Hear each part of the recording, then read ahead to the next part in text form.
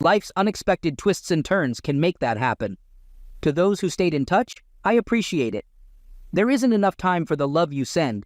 Seasons change, and so have I. You don't need to wonder why there's no time left. No time left for you. Picture a typical family. I'm the father, Trevor Fruiton, a 45-year-old guy with a receding hairline, in decent shape, but no six-pack abs. I could stand to lose 10 pounds and prefer contacts over glasses. I still don't need reading glasses.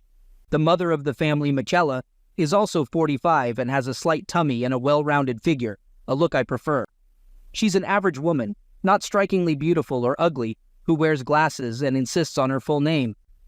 Then there's our 21-year-old daughter, Allie, a smart college senior who's gained some weight since her high school volleyball days.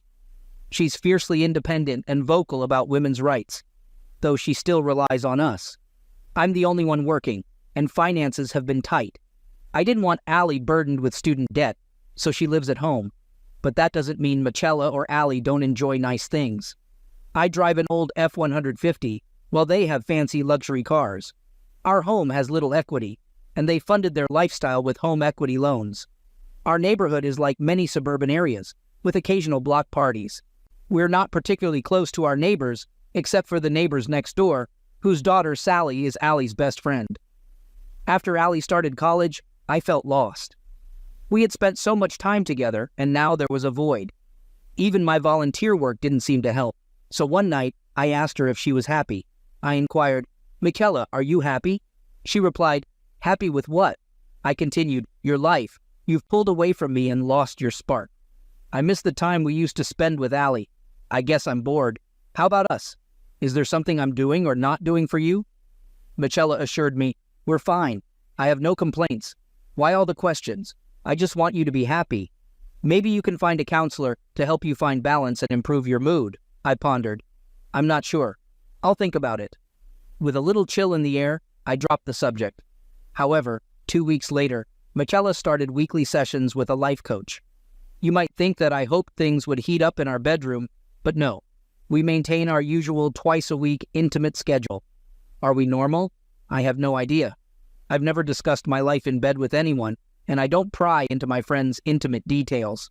Mark and Cindy, our neighbors to the south, are in their 60s. Mark is not the handiest guy, and Cindy loves to bake, which has led to a few extra pounds for me. One day, I was working on Mark's sauna pump, and I overheard a conversation. They discussed, "Our sliding patio door is making that scratching noise again. Unless Michela is back from her mother's, it must be Allie. Haven't seen him in a while, so I'm sitting in the backyard gazebo.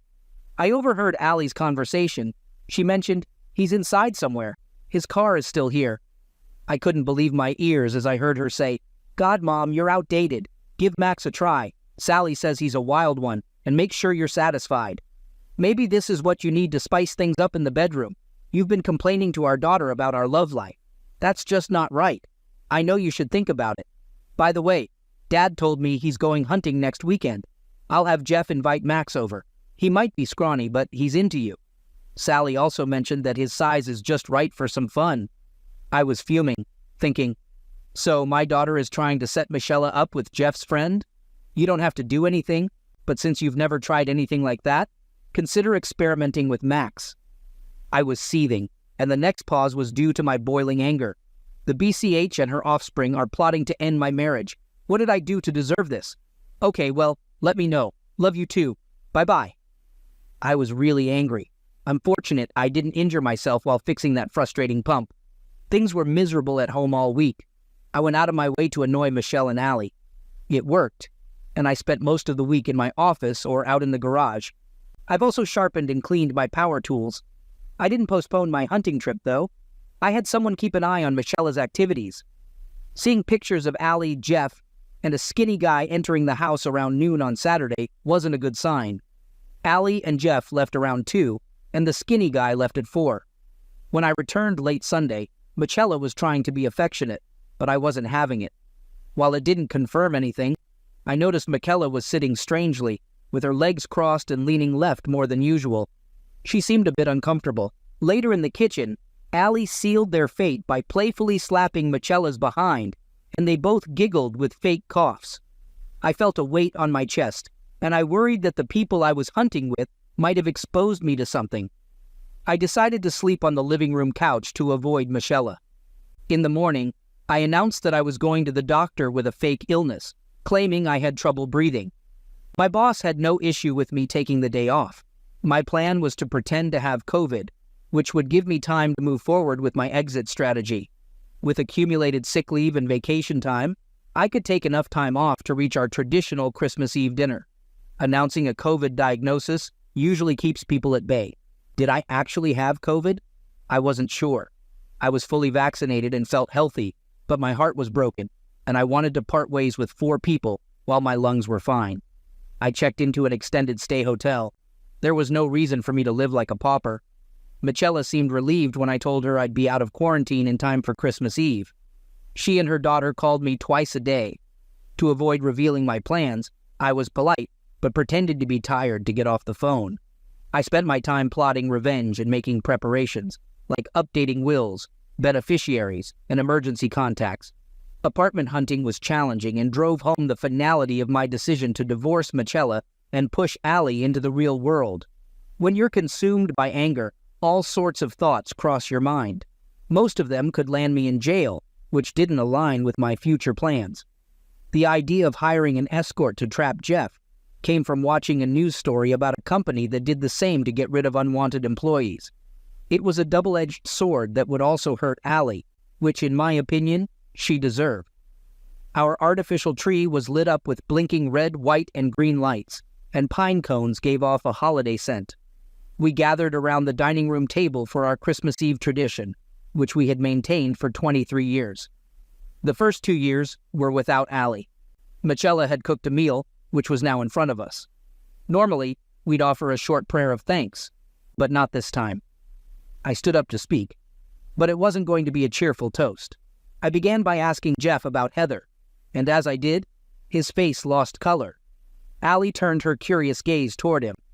Allie and Jeff had been together since high school, and it seemed like they'd be together for many more years. Things were about to change, though. Jeff stammered, claiming he didn't know a Heather. I pressed further, mentioning the raven-haired beauty with ruby lips he was with last Sunday night. Jeff was as stunned as a deer in headlights. At this point, he resorted to denial, claiming he couldn't recall the name, but his words lacked conviction.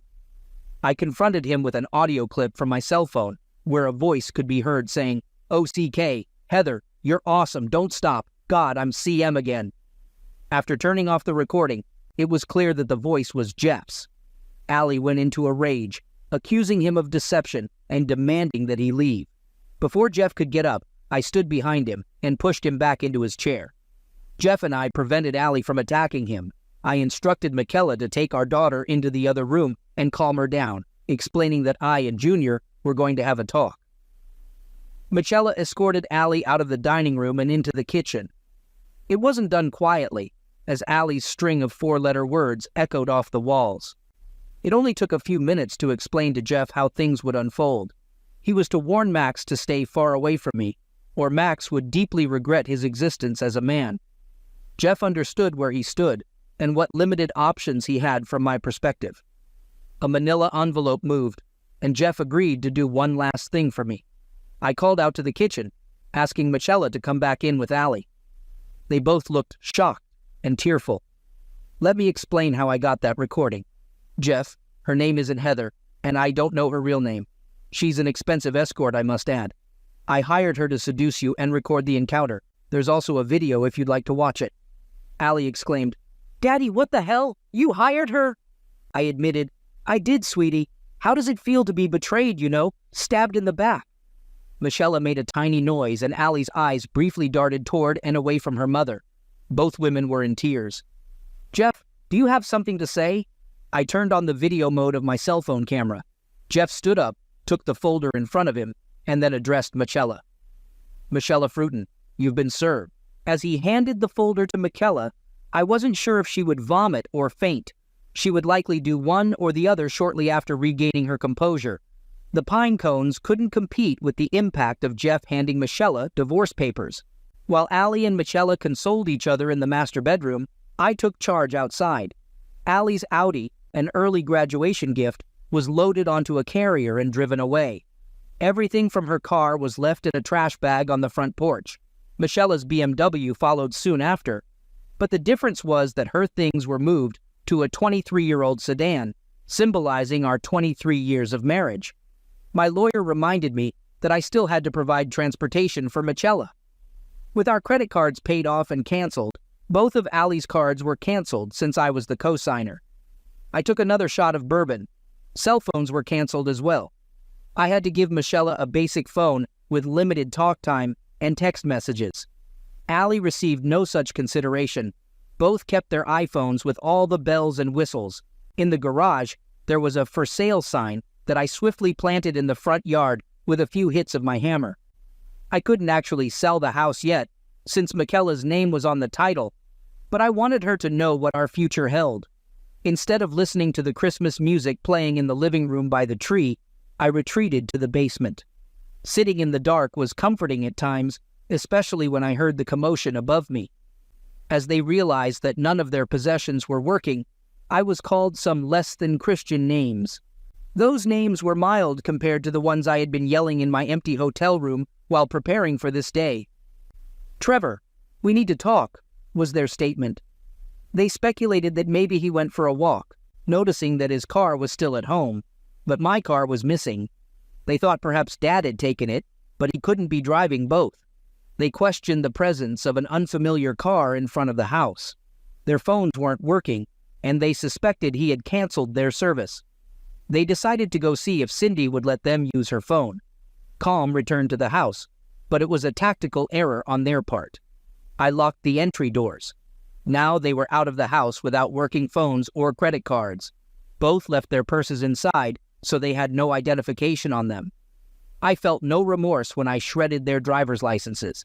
It may be petty, but I'm sure it will cause them discomfort as they try to rebuild their lives. Refilling my shot glass, I turned on the television and watched a few minutes of a cheesy feel-good special. Our situation couldn't be farther from the heartwarming story on screen. Sitting in silence seemed like a better choice. There was a commotion at the front door when Michaela and Allie returned. It was then that Michela's daughter, whom I no longer claimed as my own, realized what was in the trash bag on the porch. Allie shrieked, "Oh my God, this is everything I had in my car. Daddy got rid of my car. Michela wasn't buying it. He wouldn't do that. It's just not something he would do." "Well, Mom, maybe the reason your car is missing is that he sold it too.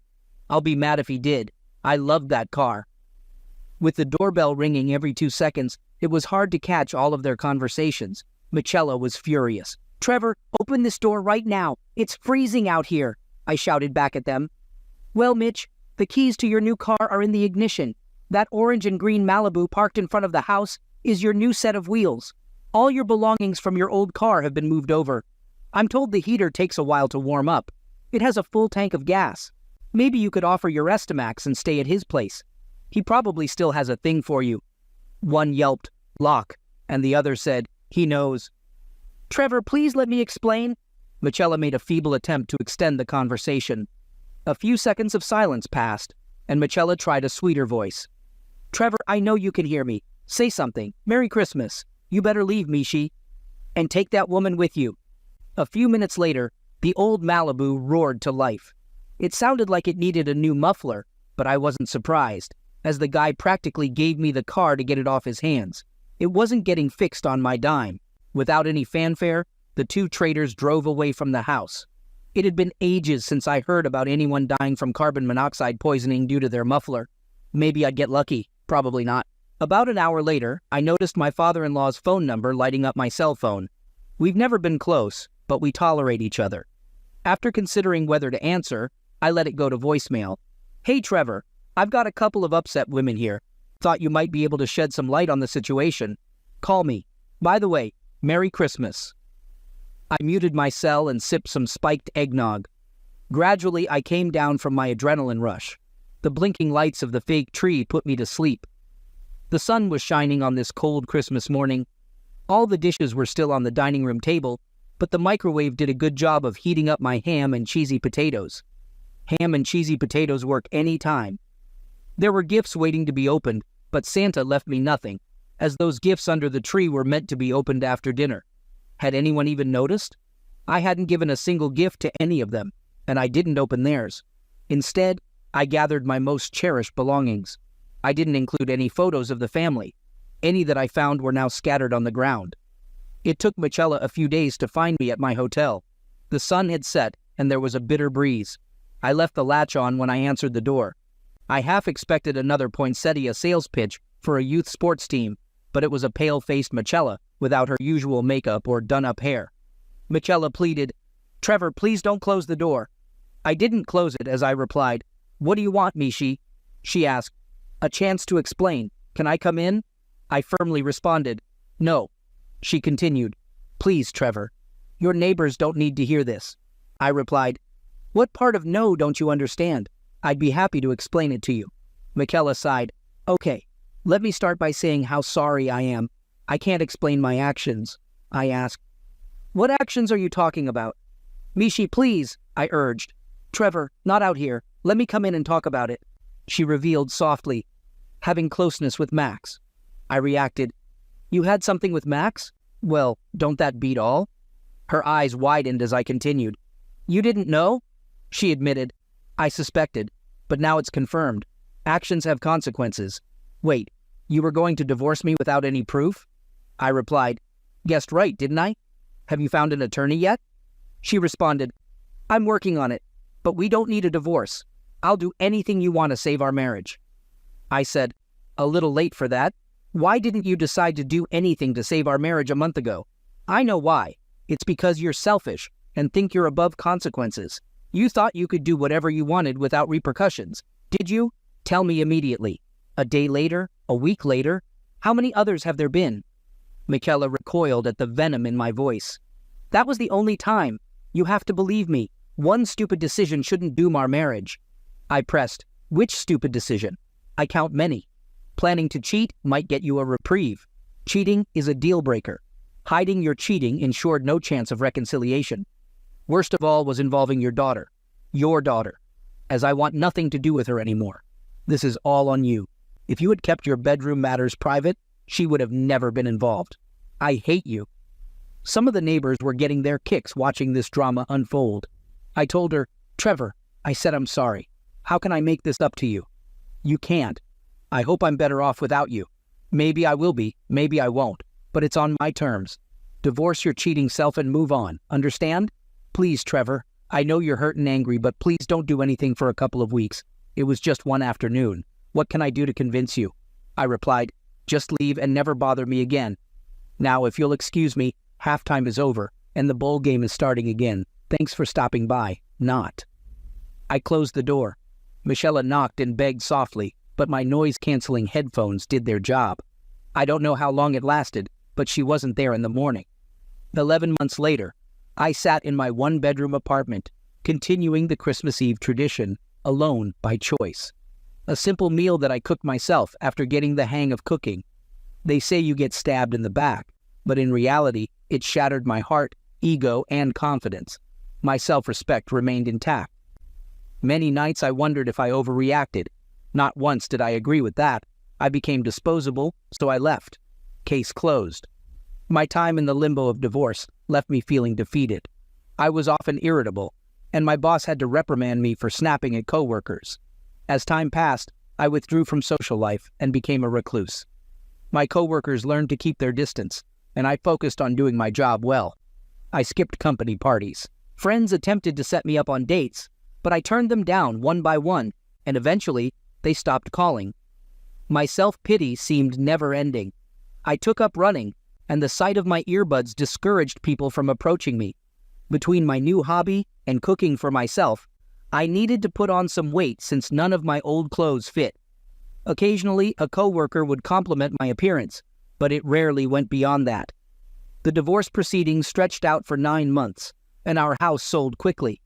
Instead of monthly support, Michela received a substantial share of the proceeds from the sale. Allie and Jeff went their separate ways, with Jeff blaming me for setting him up with Heather. It's always someone else's fault I wasn't there with Heather. He was. And he was weak, like most men his age. A seductive woman can easily lead them astray. As for Allie, she left me angry voicemails, but I never returned her calls. Maybe someday I'll answer, but I wouldn't bet on it. I neither received an invitation nor attended her graduation. The situation was particularly challenging for Michela, as she hadn't held a full-time job since our marriage. My attorney prolonged the financial matters as much as possible. Once the house finally sold, I repaid all the money. The court ruled that she should have been receiving maintenance, and now her comfortable lifestyle was gone. The same applied to mine. During some of the attorney conferences, Michela tried to convince me that she had been incredibly foolish, but I remained stoic, leading to a few tears. Hate is a powerful emotion, and I couldn't seem to control mine. 12 months later, we continued the Christmas Eve tradition in my apartment. Macy, a friend who had been through a similar experience, joined me. No, we weren't in a romantic relationship. I wasn't ready for that yet. After we finished cleaning up the dishes, Macy led me to the middle of the living room, and we danced closely. At times I missed the warmth of a willing woman against me, but after about 10 songs, Macy wiped away a tear and left. We were both damaged goods. Allie's tone in the voice messages she left about once a month changed. She sounded apologetic, but I never returned her calls. My mother accidentally revealed that Michela had moved in with someone new. I was surprised that my reaction was mostly indifference. I started making small talk with people again. Former coworkers avoided me, and new ones thought I was weird. Making friends was challenging, but I managed to bridge the gap with Macy, and we remained friends. In late January, I received a letter from Ali. I debated whether to open it, but curiosity won. The letter contained a short note and a selfie. "Daddy, I'm sorry that I did you wrong. As you can see in the picture, I'm pregnant. I was wondering if you could find it in your heart to include a grandchild in your life. If not, I understand. Love, Ali." The return address was a few counties over, and there was no mention of a husband. In the picture, I felt torn. I resented what she had done to my life, but I had always wanted grandchildren. It would be a few weeks before I responded. In the meantime, Macy and I parted ways. We both knew we were only there for each other to lean on. She decided to move far away and start over. With a few lingering hugs, she left my life. To keep from going crazy, I took up pickleball at the rec center. It's similar to tennis, but with different rules. Eventually, I played with people of similar abilities, which felt like junior high school. During one game, I accidentally hit Shannon, one of the players, and her friends teased her, suggesting I should kiss it to make it better. I blew her some kisses, and as we were heading out, she asked if I could buy her a soft drink. She said I was very quiet and shy. We walked to a nearby Jamba Juice and continued chatting. We learned about each other, and Shannon was a great conversationalist, unlike me. She eventually asked if I was seeing someone, and I admitted I wasn't, and I wasn't sure if I ever would again. Shannon inquired about my previous relationship. Did she die or leave you? I responded, she cheated on me, and I either couldn't or wouldn't accept it. It's been a few years, and well, I guess I'm not over it. Shannon then asked, what about you? Are you dating anyone? I replied, no one. She seemed surprised. Really? I elaborated, I go on dates, but that's about it. When was the last time you went on a date? Shannon shared, well, I haven't been on a proper date since we separated. I've had people over for dinner, but that's it. I asked, when did your marriage end? She told me, that was December, 26 months ago. Pretty sad, isn't it? I reassured her, not really. When I was dumped for a younger woman, it took me a couple of years to regain the confidence to try again. This entire conversation was making my palms sweaty. Shannon noticed. Let's change the subject, I suggested. Why did you start playing pickleball? Shannon explained, my self-pity was getting tiresome, so I thought I needed something new to do. I shared, that's how I got into it too. My friends convinced me, and I've come to enjoy it. How about you? Shannon said, yeah, I got a paddle, and playing is helping me come out of my shell. Well, I have to run. See you tomorrow. I'm playing at 4 p.m. I replied, sure, nice chatting with you, Shannon. She offered some encouragement. You too, Trevor. Hang in there. Things will only get better. That evening, I felt good enough about myself to respond to Ali. Ali, I'm willing to try. You and I will never be close, but I'd like to at least meet my grandchild. Please let me know when the time is right. Under no circumstances will I be in the same room as your mother, Mr. Fruden. As Ali showed in the selfie, I estimated a May or June delivery date. I'm not sure if Allie received my response, as I haven't received another letter from her. The next day at pickleball, Shannon was quite flirtatious, as were a few other ladies. It felt good. After hitting a particularly good shot, Shannon said, "You know, Trevor, you look really good in that shirt. I bet you look even better out of it." The women giggled as my face turned red. "Funny you should say that, Shannon. I was thinking that you looked really good in those yoga pants. I bet you'd look even better out of them, too." There was hysterical laughter as Shannon turned bright red. Then the ladies started chanting, "Take 'em off! Take 'em off! Take 'em off!" I obliged and took my shirt off. Shannon shook her head vigorously while wagging her finger at me as if I was in trouble. A few of the ladies whistled. As I put my shirt back on, Shannon mouthed, "You're terrible," at me. I blew her a kiss. After the games, there was some light-hearted banter among the ladies, with one of them joking about looking great out of yoga pants. Shannon patiently waited her turn. I engaged in a friendly conversation, and eventually, Shannon asked if I'd buy her a soft drink. I responded saying, "I was just about to ask you." Shannon playfully remarked, "Nice. Yoga pants, huh? Pretty proud of yourself, aren't you?"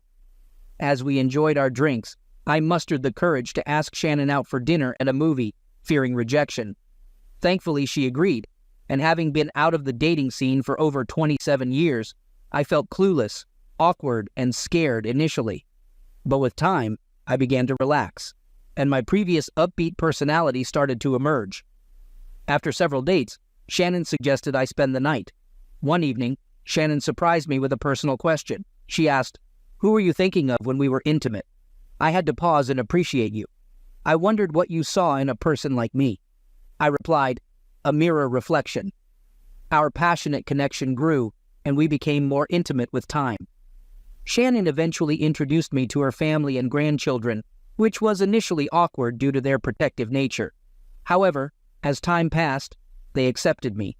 In early June, Shannon cuddled up to me in bed and suggested celebrating our closeness. As the moment grew more passionate, I realized what she meant, and I shared my knowledge of Ali giving birth to a girl 2 days ago. Our passions flared briefly, and then we made love for an extended period. The next day, I sent flowers to Ali to acknowledge her new motherhood. A day later, I received an overnight letter from Ali, expressing her sincere apologies and the desire to reconnect with me. She mentioned her understanding of the lessons I tried to teach her and the changes she had undergone. She also mentioned her daughter, Bonnie, and the possibility of us reuniting. I shared the letter with Shannon, who found Ali's words sincere and asked me what I intended to do. I expressed my concern about the impact on my relationship with Shannon and received a warm hug and a loving kiss in response. Shannon emphasized the need to let go of the past so that our relationship could flourish. With Shannon by my side, I knocked on Ali's door, surprising her. We shared affectionate cheek hugs and entered her apartment. I held Bonnie and she didn't cry, reminding me of how small babies' hands and feet are. Shannon brought up Ali's marital status, and Ali explained that Bonnie's father was reluctant to commit. Throughout the evening, Ali and I kept our distance. Before leaving, Shannon urged me to express my love to Ali, and I returned to Ali's apartment to give her a hug and tell her that I still loved her. 6 months and a few weeks later, the traditional Christmas Eve dinner was hosted in my apartment, with Shannon, Ali, and me holding Bonnie. I delivered the Christmas blessing, and we all dined and exchanged gifts. Shannon and I spent the night at her house, marking a change in our relationship. 12 months later, we celebrated Christmas Eve at Shannon's house, and life had moved forward.